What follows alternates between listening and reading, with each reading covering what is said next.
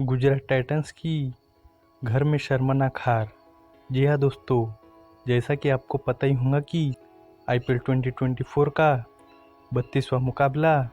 Gujarat Titans और Delhi capital के बीच अहमदाबाद के नरेंद्र मोदी स्टेडियम में खेला गया, जिसमें दिल्ली कैपिटल ने टॉस जीतकर पहले गेंदबाजी करने का फैसला किया और इस फैसले को सही साबित करने में दिल्ली कैपिटल ने ज़्यादा देरी नहीं की और दूसरे ही ओवर में शुभमन गिल 11 रन के स्कोर पर ईशांत शर्मा की गेंद पर पृथ्वी शॉ को एक आसान सा कैच थमा बैठे और उसके बाद 3 नंबर पर बल्लेबाजी करने आए साई सुदर्शन और रिद्धिमान साहा के बीच पार्टनरशिप पनप ही रही थी कि 28 रन के स्कोर पर मुकेश कुमार ने एक ज़बरदस्त गेंद डालकर साहा की गिल्लियां बिखेर दी, जिसके कारण साहा को भी वापस जाना पड़ा और उसके बाद अगले ही ओवर में साई सुदर्शन भी बदकिस्मती से रन आउट हो गए और भाई सुमित कुमार ने क्या ही ज़बरदस्त रन आउट किया, मानो सुमित कुमार के अंदर स्पाइडरमैन की आत्मा घुस चुकी हो। और फिर उसके बाद बल्लेबाजी करने आए डेविड मिलर भी इस मैच में फ्लॉप रहे और डेविड मिलर ईशांत शर्मा की गेंद पर ऋषभ स्पाइडरमैन पंत को कैच थमा बैठे और गुजरात टाइटंस 6 ओवर के बाद 4 विकेट के नुकसान पर केवल 30 रन बनाने में सफल रही, जो कि इस आईपीएल सीजन का सबसे खराब पावर प्ले था। लेकिन उसके बाद अभिनव मनोहर और राहुल तेवतिया ने मिलकर पारी को संभालने की कोशिश की, लेकिन फिर उसके बाद ऋषभ पंत ने ट्रिस्टन स्टप की गेंद पर 2 शानदार स्टंपिंग की, पहले अभिनव मनोहर की और फिर शाहरुख खान की, और बता दिया कि Rishabh Spiderman Pant T20 world cup 2024 के लिए पूरी तरह से तैयार है। और गुजरात टाइटंस का स्कोर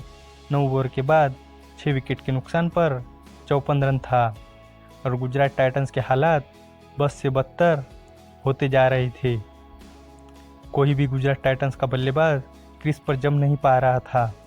और फिर उसके बाद राहुल तेवतिया और मोहित शर्मा भी सस्ते में निपट गए,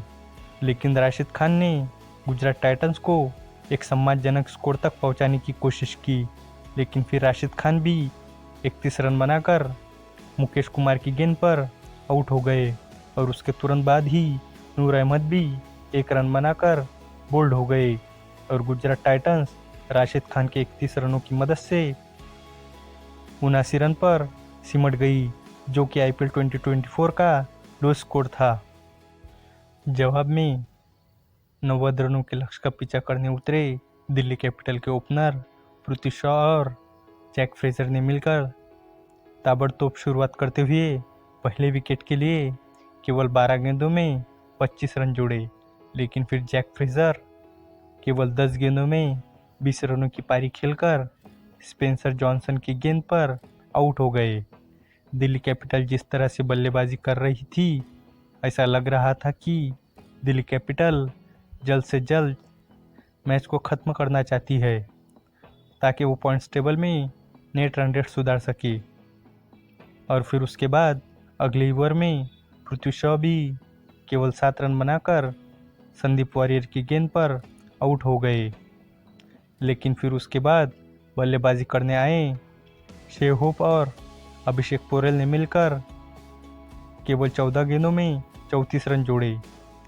लेकिन फिर उसके बाद पहले अभिषेक पोरेल और फिर शेव होप तेज तर्रार पारी खेलकर आउट हो गए। मानो ऋषभ पंत ने बल्लेबाजों से कहा हो कि विकेट गई तो चलेगा, लेकिन तेज खेलना है, और दिल्ली कैपिटल 6 ओवर के बाद 4 विकेट के नुकसान पर 67 रन बनाने में सफल रही और जो बचा खुचा काम था वो ऋषभ पंत और सुमित कुमार ने पूरा कर लिया और दिल्ली कैपिटल ने केवल 8.5 ओवर में ही लक्ष्य को हासिल कर लिया और ऋषभ पंत को उनके शानदार कीपिंग और बैटिंग के लिए मैन ऑफ द मैच चुना गया। वही अगर पॉइंट्स टेबल की बात करें तो पॉइंट्स टेबल में दिल्ली कैपिटल 7 मैचों में 3 जीत और 6 पॉइंट के साथ 6 नंबर पर बनी हुई है। वही अगर गुजरात टाइटंस की बात करें तो गुजरात टाइटंस भी 7 मैचों में 3 विन और 6 पॉइंट के साथ 7 नंबर पर बनी हुई है। कौन कौन चाहता है कि दिल्ली कैपिटल इस आईपीएल सीज़न प्लेऑफ में क्वालिफाई करे, कमेंट में ज़रूर बताना।